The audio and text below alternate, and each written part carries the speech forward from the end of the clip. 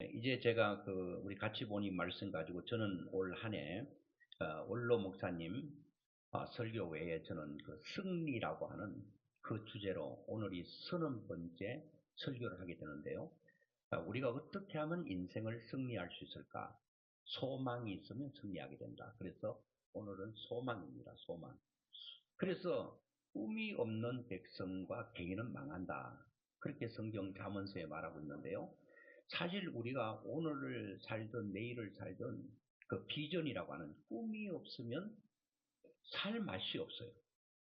그래서 이 꿈이 있어야 우리는 살 수 있는데, 그래서 오늘 소망인데, 이 소망은 하나님께서 우리에게 원하는 소망이 있고, 또한 우리가 가지는 소망이 있습니다. 그 소망할 때에 하나님께서 우리에게 기대하는 소망이 있으시구나.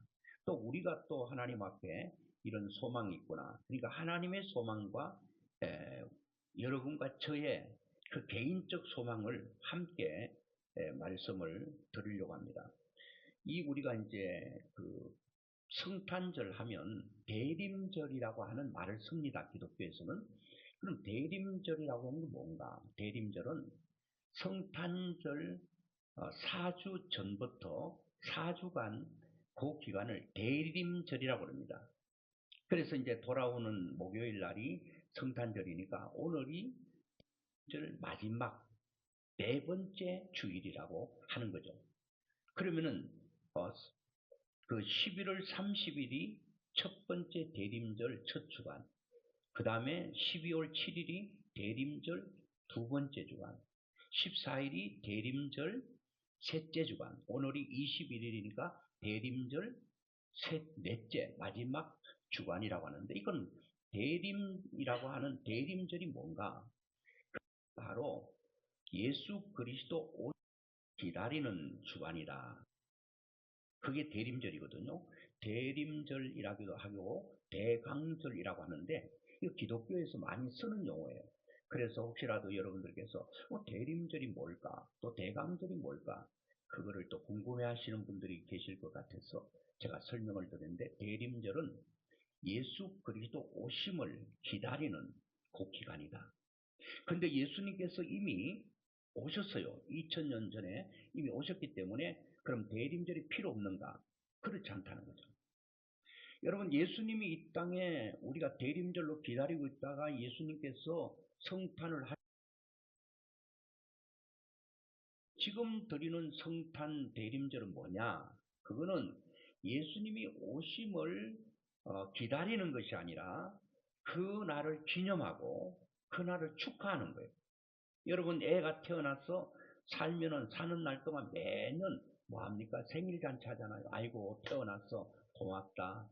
너가 나의 행복이었다. 기쁨이었다. 이렇게 하면서 그 자녀의 태어남을 기뻐하고, 또 부모님의 생신, 또 우리가 살아계시면 그분의 이 땅에 태어난 것을 자녀들은 함께 기뻐하면서 그때 파티도 하고 선물도 해드리고 그렇게 하잖아요. 그러니까 예수님께서 이 땅에 태어나셔서 이제 부활 성천하셔서 살아계시는데, 그래서 우리는 25일 날 이 날을 기억하고 기념하는 그런 성탄절이고, 또 하나의 이 대림절이라고 하는 것은 이제 주님께서 성천하시고 다시 초림하신 예수님이 말고 다시 오실 예수 그리스도 재림을 초림 때처럼 기다리는, 미래를 기다리는 그날을 대림절이라 이렇게 말을 합니다. 오늘 저는 이 결론부터 말씀드리면, 희년이라고 하는 얘기를 할 거예요. 제가 희년이 뭔가를 설명드릴 거예요. 희년하면 예수님, 그러니까 예수님과 희년을 같이 동일시 하시면 좋을 것 같아요. 그래서 이 희년의 복이 누구에게 있는가 하면 예수님께 있는데, 그 희년의 복이, 예수님이 희년의 복을 몽땅 포함하고 가지고 계시는데, 그러면 그 복을 다 가지고 있는 분을 내가 소유하고 모시면 그 희년의 복이 나에게 다 같이 온다는 거예요. 그래서 우리 교회에서는 보면 안식일이 있습니다. 안식일은 일주일이 7일이죠. 7일 가운데 엿새 동안 열심히 일하고 하루 쉬어라. 그게 안식일입니다. 그리고 안식년이라고 하는 게 있는데 안식년이니까 해년이잖아요. 6년의 모든 삶을 살고 7년째 되던 해는 그들은 농사도 짓지 않고 일하지 않습니다. 모든 것이 휴식을 합니다. 그러니까 토지도 휴식하고 사람도 휴식하고 이런 6년 동안 열심히 경작하고 일하고 7년째 되는 날을 안식년, 그 안식이 뭐예요? 쉽게 말하면 쉰다는 말이잖아요. 안식일도 마음도 육도 쉬는 거. 그리고 안식년, 6년 동안 열심히 밭을 갈고 논을 갈고 열심히 일하고 7년째 되는 안식년 때는 쉬는 거예요. 모든 삼라만상이 다 휴식을 취하는 게 안식년이에요. 그러면 이 안식년을 7번 지날 때, 안식년을 7년을 지날 때 77이 49, 49년 다음 해 50년째가 될 때에 이날을 바로 희년이다. 기쁜 해다. 그렇게 말해서 오늘 본문에도 그런 내용이 나오는데 오늘 저는 이 희년이 몇 절에 나오죠? 보면은 2절에 보면 그렇게 말씀을 하고 있습니다. 자, 여기서 보니까 여호와의 은혜의 해. 이게 하나님께서 은혜의 해가 뭔가 하면 희년을 말하거든요. 하나님께서 은혜의 해를 준데 이거를 희년인데 희년에 주시는 축복이 뭔가 하면 희년에서 일어나는 귀한 축복이 뭔가 하면 그때는 50년째가 되면 그동안 내가 이런저런 이유로 땅을 팔았던 땅을 빼앗겼던 그 모든 것들이 원주인에게로 돌아가는 해가 바로 희년입니다. 그래서 내가 땅을 빼앗기고 집을 빼앗기고 아니면 팔아먹었던 모든 것들이 희년이 되면 다 원점으로 돌아오게 되니까 만약에 집을 잃었다든가 토지를 잃었던 사람은 그 희년을 기대하겠죠. 야, 내 땅이 돌아오는 해구나. 내 집이 돌아오는 해구나. 그러면서 기뻐하는 거예요. 자, 이것이 희년에 일어나는 일이에요. 자, 49년 지나고 50년째 일어나는 것인데 그 다음에 땅만 돌아오는 게 아니에요. 여러분 과거에는요 빚을 져가지고 빚을 못 갚으면 바로 가장이 되었던 어머니가 되었던 자식이 됐던 그 채권자 집으로 가서 종노릇 해야 돼요. 노예처럼 일해야 된단 말이에요. 그때 희년이 되면 모든 것들이 자유를 얻게 된다는 거예요. 종은 종의 자리에서 노예의 자리에서 다 해방되고 자유인이 되는 그 해가 바로 희년 50년째 일어나는 거라고 하는 거죠. 무조건 해방이 일어나는 것입니다. 그 다음에 빚을 져서 이제 채무자가 됐어요. 그 채권자에게 시달리는 거. 여러분 빚 안 져본 사람은 잘 모르는데 빚 져본 사람은요. 채권자가 계속 날마다 전화해가지고 좋은 소리 하는 게 아니라 욕을 하고 협박을 하고 뭐 이런 뭐 엄청난 일을 할 때 괴로워서 살 수가 없어요. 그 신년이 되면 이런 채권과 채무의 문제가 싹 해결되는 해가 바로 신년이라는 거예요. 이야, 그러니까 여러분 이 신년이 기다려지는 사람 누구예요? 집을 잃어버린 사람, 땅을 잃어버린 사람, 또 우리 아버지와 어머니가 노예로 살다가 다 자유인이 되는 그런 날, 그리고 내가 빚을 졌는데 빚 모든 것들이 해결되고 해방되는, 그리고 이 신년에는요 모든 농사도 다 중단하고 땅도 안식을 얻는, 그래서 너도 기쁘고 나도 기쁘고 이 공동체의 기쁨, 이런 기쁨은 한 사람만 기쁘다고 기뻐지는 게 아니에요. 가족들은 운명 공동체라고 그러잖아요. 10명의 자녀가 있는데 10명이 다 괜찮아야 부모는 기뻐요. 10명 중에 9명은 잘 살고 잘 먹고 편안하게 행복하게 사는데 한 자녀가 너무 몸이 병약하고 또 사는 것이 너무 힘들면 부모는 9명 때문에 아이고 10명 중에 9명 잘 사니 뭐 한 명 그 정도야 내가 뭐 모든 아픔을 다 이길 수 있지 그러지 않아요. 여러분 부모는 10자녀면 10자녀, 20명이면 20명이 다 평안하고 다 잘 살 때 드디어 부모는 나는 만족하고 행복하다 그렇게 말하거든요. 내 친구 시골에 친구의 아버님은 애를 몇 명 낳은가 하면은 한 타스를 낳았어요. 한 타스가 12명인데 한 타스를 낳았는데 내 친구가 막내야 막내. 그런데 형하고 차이가 아버지 뻘이야. 형이긴 한데 아버지와 같은 거예요. 그러니까 12명을 낳았는데 그 12명 중에서 한 명은 힘들게 살 수 있거든요. 그러니까 한 명 때문에 11명이 잘 살아도 행복하지 않는 거예요. 이 신년에는 모두가 다 행복한, 너도 행복하고 나도 행복하고 다 행복한 그런 날이 바로 신년이라고 하는 것입니다. 그래서 오늘 말씀 보니까 자, 이 신년에 오늘 말씀 1절을 한번 우리 같이 보면요. 신년에는 이런 일들이 일어나는데 다 일일이 설명드릴 수 없고 제가 아주 간단하게 설명을 드리고 그 핵심만 여러분께 말씀을 드리려고 합니다. 1절에 보니까 주 여호와의 영이 내게 내리셨으니 이는 여호와께서 내게 기름을 부으사 가난한 자에게 아름다운 소식을 전하게 하려 하심이라. 나를 보내사 마음이 상한 자를 고치며 포로된 자에게 자유를, 갇힌 자에게 노임을 선포하며. 아멘.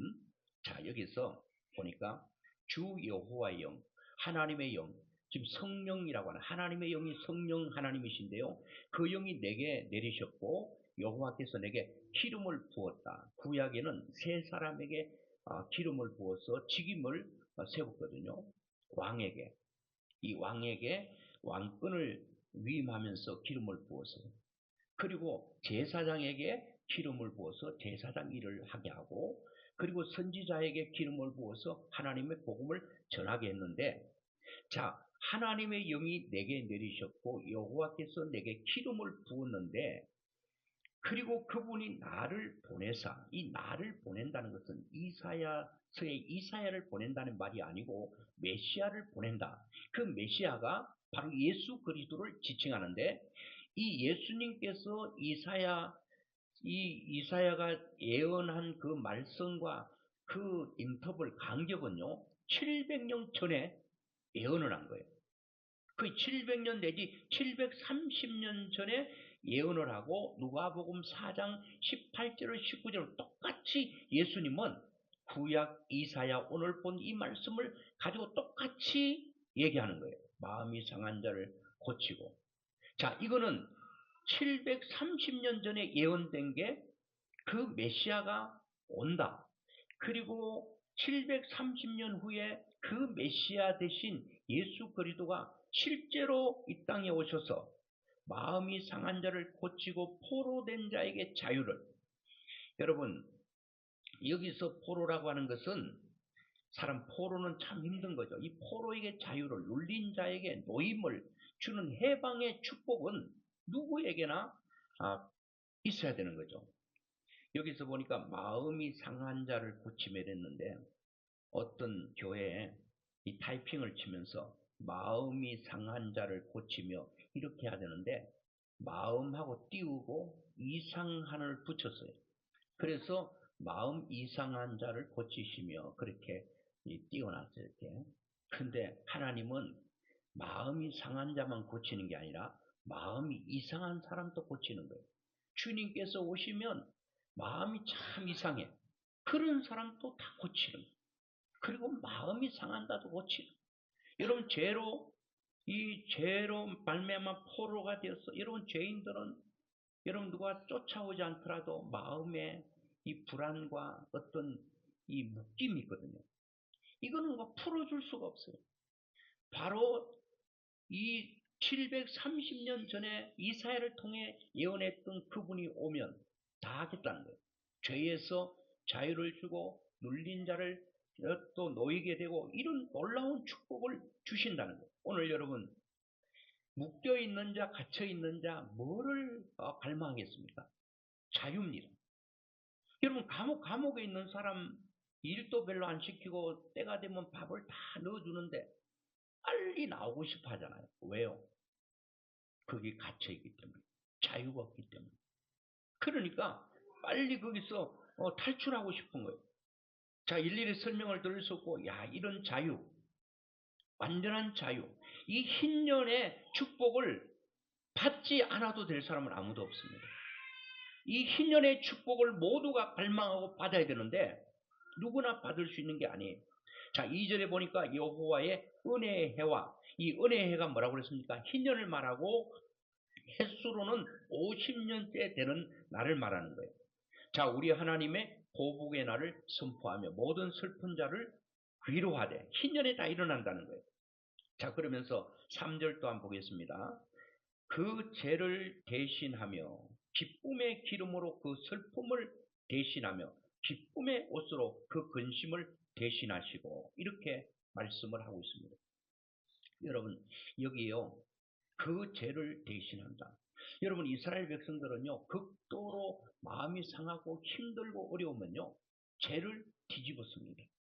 죄를 뒤집어쓰고 그리고 자기 옷을 찢어요.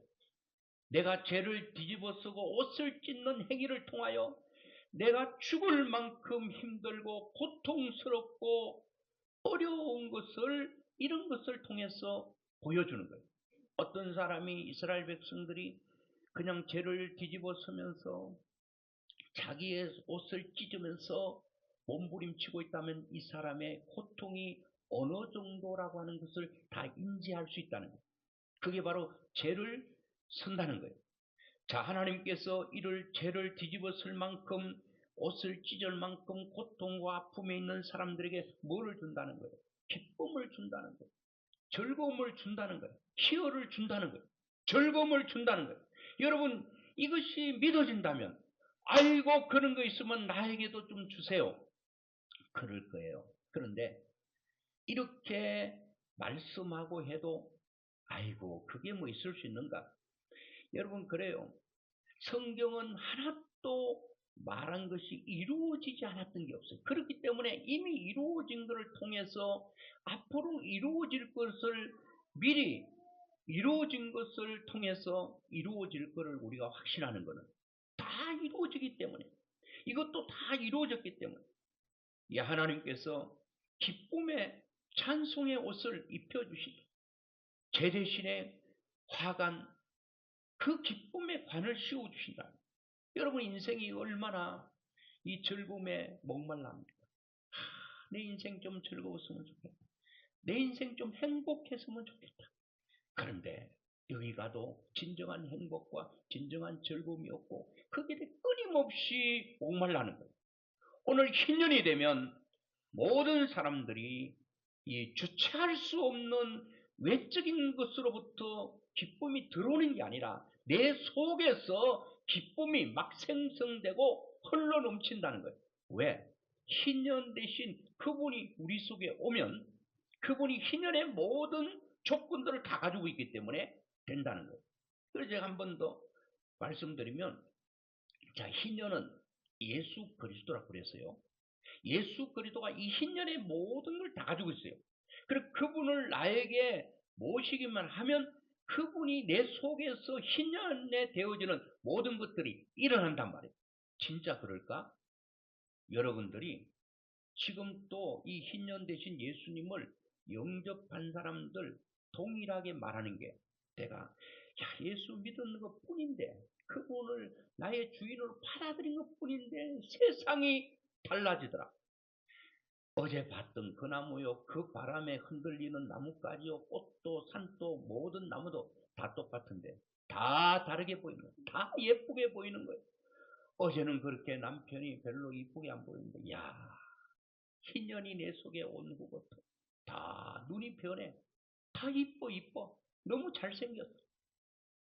받아들일 수 없는 거 다 받아들이게 돼. 그래서 시편 126편 또 제가 설교를 했는데 한번 같이 볼까요? 1절부터 여호와께서 시온의 포로를 돌려 보내실 때에 우리는 꿈꾸는 것 같았도다. 그때에 우리의 입에는 웃음이 가득하고 우리 혀에는 찬양이 찼었도다. 이렇게 말하고, 그들을 위하여 큰 일을 행하셨다 하였도다. 여호와께서 우리를 위하여 큰 일을 행하셨으니 우리는 기쁘도다. 자, 우리에게 입에는 웃음이 가득하고 혀에는 찬양이 차는 이런 일들을 내가 한 거예요? 아니라는 거예요. 하나님께서 포로를 다 자유케 하고 돌려보내실 그때에 우리 입에는 찬양이, 우리 입에는 웃음이, 우리 혀에는 찬양이 차는, 이거는 여러분 내가 뭘 가져오는 게 아니에요. 하나님께서 그렇게 하셨다라고 말씀을 하고 있는 거예요. 자, 4절 또 한번 보면요. 4절은 그들은 오래 황폐하였던 곳을 다시 쌓을 것이며 액부터 무너진 곳을 다시 일으킬 것이며 황폐한 성읍을 곧 대대로 무너져 있던 것들을 중수할 것이며. 자, 희년이 되면, 자, 희년이신 예수 그리스도 오시면 오랫동안 황폐했다는 거예요. 다시 무너진 걸 쌓을 수 없는 내 인생, 무너진 내 인생, 내 삶이 그분이 오시면 중수가 된다는 거예요. 무너진 곳을 다시 일으킨다는 거예요. 그렇게 황폐한 성읍과 같은 내 굳어진 내 마음, 내 인생, 내 삶의 모든 것들이 대대로 무너졌어. 아버지도 무너지고 할아버지도 무너지고 다 무너졌어. 나도 무너졌어. 내 자식도 무너질 판이야. 그래도 희년 대신 예수 그리스도 오시면 뭐 한다고요? 무너진 거예요. 다시 사진다. 다시 회복된다는 거예요. 야, 여러분, 세상에 이런 일이 있을 수 있겠습니까? 대대로 여러분, 부모가 어렵게 살면 자식들도 다 어렵잖아요. 그러니까 일어날 수가 없어. 이거 한번 쓰러진 인생 다시 세우기 힘들어. 그런데 희년 대신 그분이 오시면 된다는 거예요. 자, 다 설명드릴 수 있고 7절 제가 볼게요. 여기도 보니까 너희가 수치 대신에 보상을 배나 얻으며 능력 대신에 몫으로 말미암아 즐거워할 것이라. 그리하여 그들의 땅에서 갑절이나 없고 영원한 기쁨이 있으리라. 영원한 기쁨. 여러분, 세상에 영원한 기쁨이 어디 있어요? 여러분, 머리 자를 때 뭐 하루 기쁘고 장가 갈 때 뭐 일주일 기쁘고 집 살 때 한 달 기쁘고 그런 거잖아요.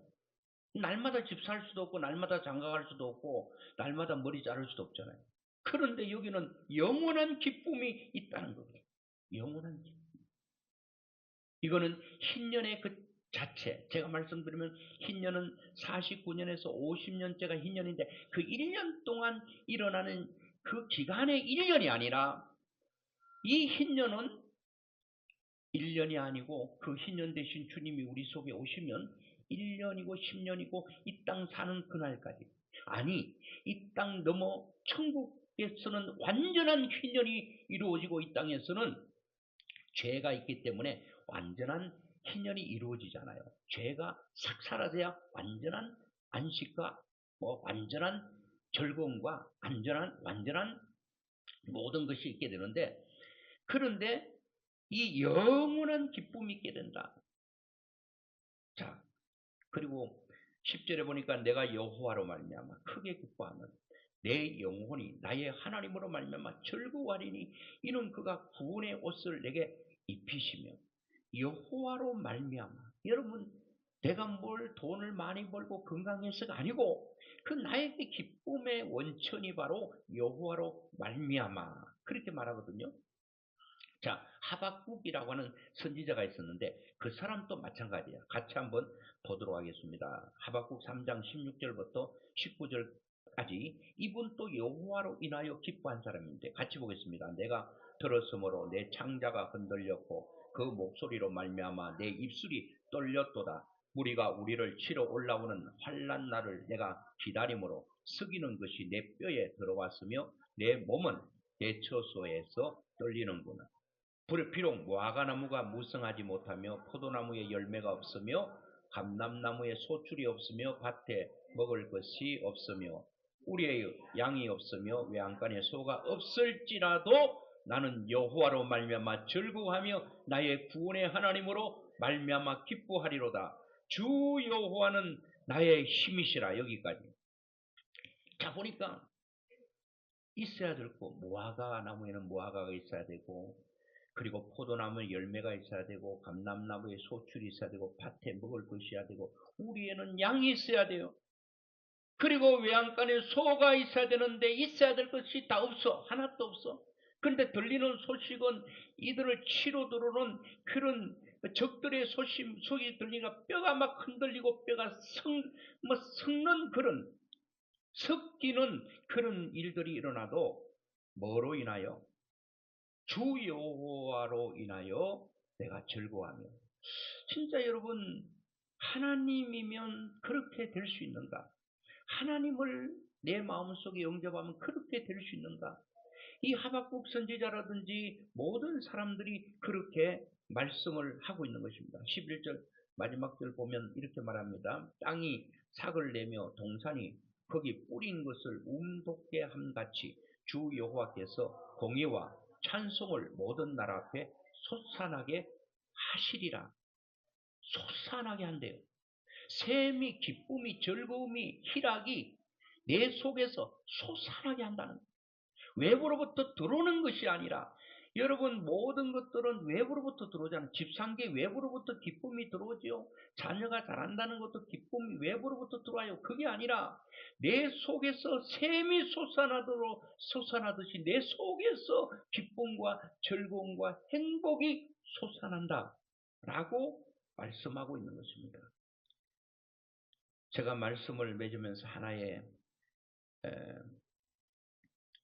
그 카나다의 한 초등학교 강당에 선거를 하잖아요. 우리는 24일 날 올해는 안 하고 다음 해는 좀 해보려고 하는데 선거를 하는데 거의 선거의 내용이 비슷합니다. 이제 선거 무대 위로 조명이 쏟아졌는데 모두가 숨죽인 가운데 4학년 랄프라고 하는 아이가 중앙에 섰습니다. 이 랄프는 심한 말더듬입니다. 그래서 아이가 상처받지 않도록 선생님이 그 아이에게 하나의 배역을 맡겨줬습니다. 그 배역과 대사는 뭐냐? 바로 배역은 여관 주인이에요. 대사는 방이 없어요. 이게 대사입니다. 너무 긴 거 하면 안 되니까. 그래 랄프는 이 짧은 대사를 수없이 연습하고 드디어 육신의 아버지 어머니인 요셉과 마리아가 예수님을 탄생시키기 위해서 여관 문을 두드리는 순간 랄프는 연습한 대로 침착하게 거절을 했습니다. 그런데 예수님의 육신의 아버지 요셉이 방이 없어요 라고 랄프가 거절을 하니까 더 슬픈 얼굴로 한 번 더 간청과 강청을 합니다. 방을 좀 주세요. 이럴 때 랄프는 매몰차게 없다니까 없다면 없는 줄 알고 가시라니까 막 이렇게 매몰차게 그 여관 주인의 배역을 해야 돼요.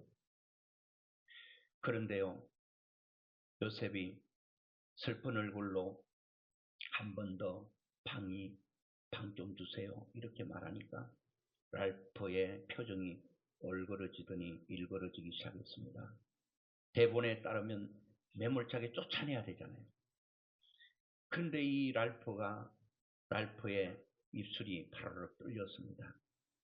긴 정적 끝에 랄프는 대본에 없는 말을 외치고 맙니다. 그럼요, 제 방으로 오세요. 거기에 모인 객석은 잠시 찬물을 끼얹은 듯한 조용해졌습니다. 하지만 그 엉뚱한 실수 속에서 사람들은 성탄의 진짜 얼굴을 본 거죠. 가장 서툰 아이가 가장 본질적인 대답을 내오는 거라고 보는 것입니다. 성탄은 그렇게 시작되는 것입니다. 완벽하게 준비된 무대 위가 아니라 누군가 기꺼이 자기 방을 내놓겠다라고 하는 그런 사람들 통해서 하나님의 성탄이 온전히 이루어진다는 것. 성경은 그날의 밤을 담담하게 기록하는데 이는 여관에 있을 곳이 없습니다. 예수님이 누추한 구유에 오신 건 단지 요셉이 가난해서가 아닙니다. 공간의 문제가 아니라 여백의 문제입니다. 베들레헴 여관은 사람들로 붐볐고 주인은 이익을 계산하라 분주했습니다. 오늘 우리의 마음의 풍경도 그날의 여강과 닮지 않았는가 그런 생각이 들어요. 우리는 결코 방이 부족해서 예수님을 밀어내지 않았습니다. 오히려 너무 많은 것들을 내 마음의 방에 가득 채워놔서 그분이 우리 속에 들을 공간이 없는 것입니다. 얼마나 많은 우리의 마음에 성공에 대한 갈망, 미래에 대한 불안과 근심, 끝없이 울려대는 그 핸드폰의 알람 소리, 타인의 시선을 의식하는 허영심, 우리의 마음은 24시간 가득 차 있어요. 비어 있지가 않아요. 그야말로 우리의 마음을 어떤 집의 어떤 객실로 말하면 만실이에요. 내 마음 가득하게 이것저것으로 다 만실이기 때문에 예수님께서 들어오실 좁은 공간이 없다 그 얘기예요. 현대인들은 예수님을 대놓고 거절하진 않습니다. 그저 점잖게 미루고 밀어낼 뿐이라고 저는 생각하는 거예요. 지금은 너무 바빠서 안 돼요. 지금은 인생이 짧은데 이 젊음을 마음껏 즐기고 살다가 또 어느 날 시점이 되면 아이를 키우기 때문에 안 돼요. 일이 바빠서 안 돼요. 이런저런 이유로 핑계를 다 댑니다. 그러면서 내가요 조금만 여유가 생기면 그때 모실게요. 랄프의 실수가 우리에게 울림을 주는 이유는 명확합니다. 예수님을 맞이하는데 필요한 조건은 완벽한 준비가 아닙니다. 빈 공간만 내어드리면 되는 거예요. 그래서 그분을 내 인생의 주인으로 그리고 왕으로 모셔서 희년 되시는 주님께서 오시면 내가 설명했잖아요. 죄에서 자유를 주고 눌린 곳에서 노임을 주고 영원한 희락과 기쁨과 즐거움을 안고 너 인생 가운데 들어가서 그렇게 해주겠다고 말해도 사람들은 그러지 않습니다. 저는 여기도 조그만하게 성탄 트리를 장식하고 했지만 우리가 크리스마스 이브 날 되면 선물을 주고받고 이런 날을 받는데 그런 감상의 날이 아닙니다. 내 마음을 꽉 채우고 있는 욕심과 분주함을 다 좀 드러내고 피움의 날로 만들어야 됩니다. 주님께서 오셔서 문을 두드리는데 모실 자리가 없는 거예요. 빈 자리가 없다는 말입니다.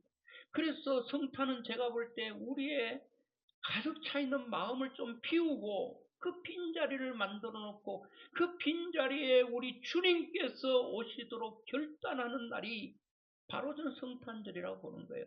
그 성탄절이 이제 목요일 날 우리 원로 목사님 설교하시겠죠. 자, 오늘 흰년의 축복이 필요 없는 사람은 아무도 없습니다. 다 필요합니다.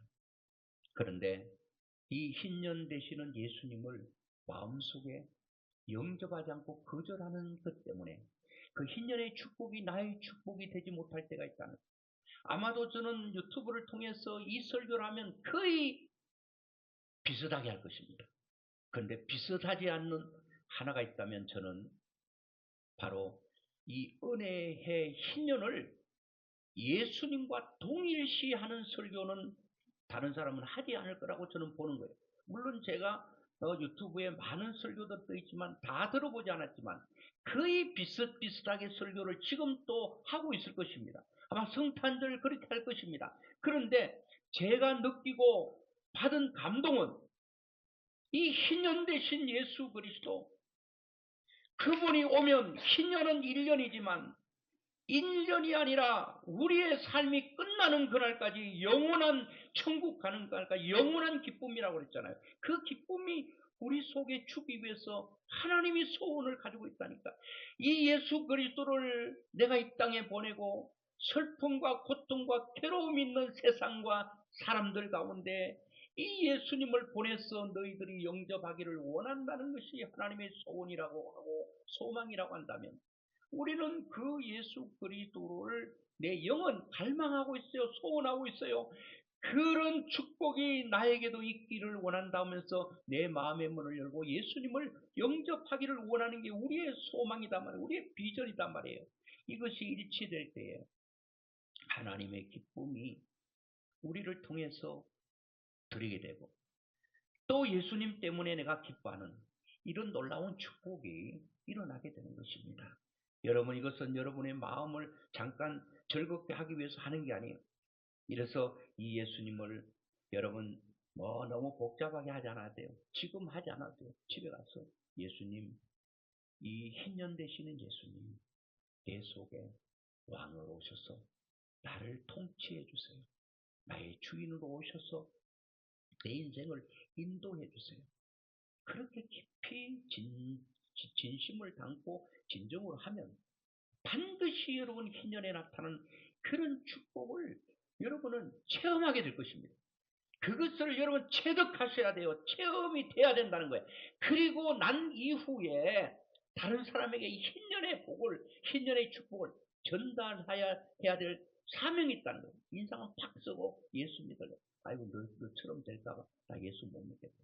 막 얼굴에 기쁨과 즐거움이 막 있고 해야지 예수 믿어라. 야, 나도 예수 믿으면 너처럼 기뻐할 수 있는 반드시 돼. 왜? 흰년 되시는 예수님이 그렇게 하셨기 때문에 내가 그걸 만드는 게 아니라 그분이 오셔서 속에서 막 그냥 안 웃으려고 그래도 막 입을 막 꼬매도 막 입이 막 벌어져서 막 웃게 된다는 거예요.